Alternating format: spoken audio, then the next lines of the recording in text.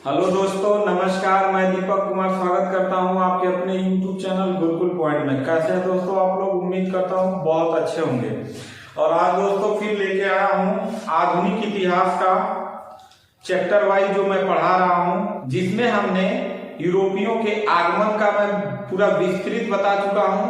उसमें पुर्तगालियों के आगमन के विषय में पूरा पढ़ा चुका हूं और डचों के आगमन के विषय में पूरा पढ़ा चुका हूं। आज हम जो पढ़ेंगे वो पढ़ेंगे अंग्रेजों के विषय में, यानी अंग्रेजों के आगमन के विषय में हम लोग पढ़ेंगे कि ब्रिटिश ईस्ट इंडिया कंपनी जो आती है उसके विषय में पढ़ेंगे। इसके दो पार्ट आएंगे क्योंकि अंग्रेजों ने यहाँ पे भारत को लगभग 250-300 सालों तक गुलाम बनाया था। इस नाते इसका वीडियो दो पार्ट में आएगा, तो दो पार्ट में हम इसको समझेंगे। ये पार्ट 1 है। क्या है? पार्ट 1 है ये, यानी वीडियो नंबर 4 है। 4 का ये पार्ट 1 है, इसका एक पार्ट और आएगा। यानी कि कंपनी का जो नाम था वो इंग्लैंड की जो कंपनी आई भारत में व्यापार करने के लिए, उस कंपनी का नाम रखा गया the governor and company of merchant of London trading into the east India, यानी जिसको हम कहते हैं ब्रिटिश ईस्ट इंडिया कंपनी। जिसको हम क्या कहते हैं? British east India company. इसका हिंदी नाम हो गया, अंग्रेजी नाम ये हो गया। इंग्लैंड की महारानी जो थी एलिजाबेथ प्रथम के समय में, यानी उस समय एलिजाबेथ प्रथम ने 31 दिसंबर 1600 ईस्वी को कंपनी का क्या किया? स्थापना इंग्लैंड में किया और कहां पे भेजा? भारत में भेजा।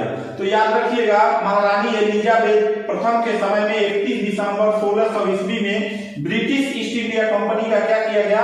स्थापना किया गया। तो प्रथम बार जो कंपनी स्थापना हुआ था उसको भारत में सिर्फ 15 वर्ष के लिए व्यापार करने को दिया गया था।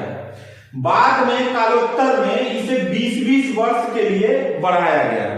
तो पूछेगा कंपनी को प्रथम बार कितने वर्ष के लिए चार्टर के तहत भारत में व्यापार करने की अनुमति दी गई थी? 15 वर्ष के लिए। इसके बाद 20-20 वर्ष फिर बढ़ाया गया और बढ़ाते बढ़ाते आपने देखा कि अब व्यापार करना इनका लक्ष्य नहीं रह गया था, राजनीतिक हस्तक्षेप करना इन लोगों ने शुरू कर दिया। इसमें कुल 217 साझीदार थे, यानी जो व्यापार का कंपनी बनाया गया था उसमें 217 लोग साझीदार थे, यानी उसमें मेंबर थे, यानी इतने लोग इसके मेंबर थे। इनका उद्देश्य जो था शुरुआती दौर में केवल व्यापार करना था। क्या था? केवल व्यापार करना था। इनका उद्देश्य क्या था? केवल व्यापार करना था। बाद में इनका उद्देश्य राजनीतिक हो जाता है और ये भारत पे पूर्ण रूप से भारत को क्या बना लेते हैं? गुलाम बना लेते हैं। ये था इसका छोटा सा परिचय। अब देखते हैं जो कंपनी का स्थापना हुआ था, तो इस कंपनी की स्थापना में 1600 ईस्वी में ये लोग आए, भारत में आए और उसके बाद व्यापार करना शुरू किया। तो धीरे धीरे करके इन्होंने क्या किया? कोठी स्थापना शुरू किया।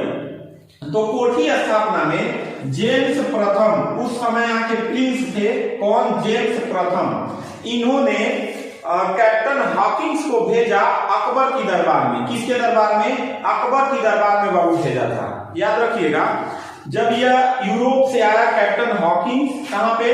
भारत में। तो उस समय भारत के जो मुगल बादशाह थे, दिल्ली पे जो मुगल बादशाह थे दिल्ली में, वो उस टाइम थे जहांगीर थे। कौन थे?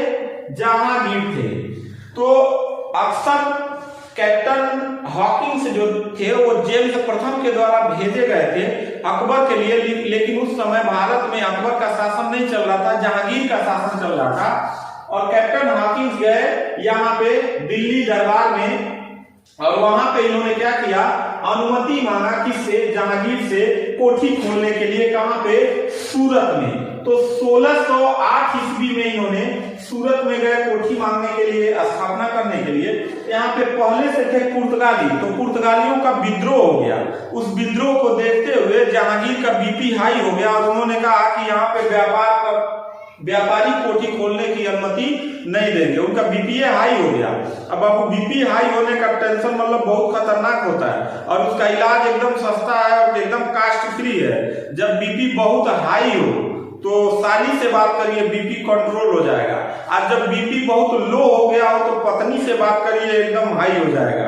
तो बीपी कंट्रोल करने का ये बहुत आसान तरीका है। तो यहाँ पे जहांगीर ने क्या किया कि यहाँ पे कैप्टन हॉकिंस बहुत मेहनत किया लेकिन यहाँ पे कोठी नहीं खोल पाया।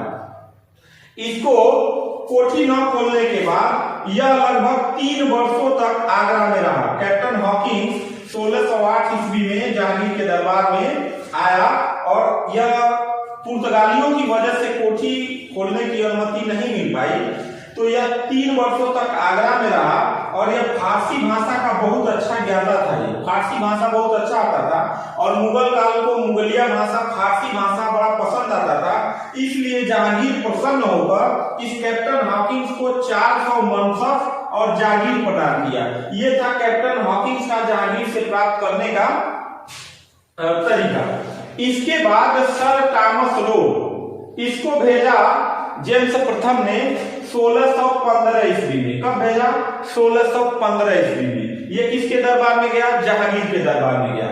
इसका मेन उद्देश्य था बाबू व्यापारी संधि करना। ठीक,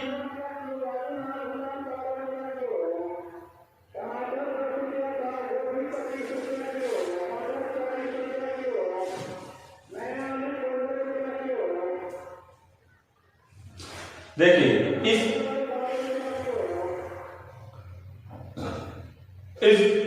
इसका मेन उद्देश्य था व्यापारिक संधि प्राप्त करना, लेकिन यह भी संधि प्राप्त करने में असफल रहा। जहांगीर से असफल रहा व्यापारिक संधि करने में। ठीक है, लेकिन इसकी सफलता क्या हुआ कि गुजरात के सूबेदार थे, गुजरात यानी ये वाला एरिया गुजरात का जो एरिया था वहां के सूबेदार थे राजकुमार खुर्रम। उनसे इन्होंने फरमान प्राप्त किया 4 जगहों पे व्यापार करने। सूरत यानी ये वाला एरिया, अहमदाबाद उसी गुजरात में है, आगरा यानी उत्तर प्रदेश में, भचौर यानी इन 4 जगहों पर 1 2 3 और 4 जगहों पे फरमान प्राप्त कर लिया खुर्रम से। इसको शाहजहां कहा जाता है, बचपन का नाम खुर्रम था।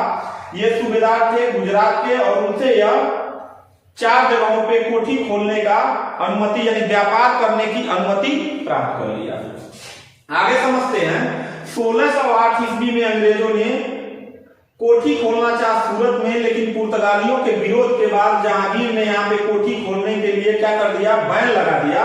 तब ये चले आए कहां पे? मसूलीपट्टनम चले आए। मसूलीपट्टनम या मछलीपट्टनम भी इसको कहा जाता है। 1611 ईस्वी में इन्होंने पहली कोठी कहां खोली? मसूलीपट्टनम में, क्योंकि यहाँ 1608 ईस्वी में जहांगीर ने कोठी खोलने पे बैन लगा दिया था। बाद में चल के इनको खूब प्रसन्न किया, तो प्रसन्न करने के बाद 1613 ईस्वी में सूरत में कोठी बन के इनकी क्या हुई?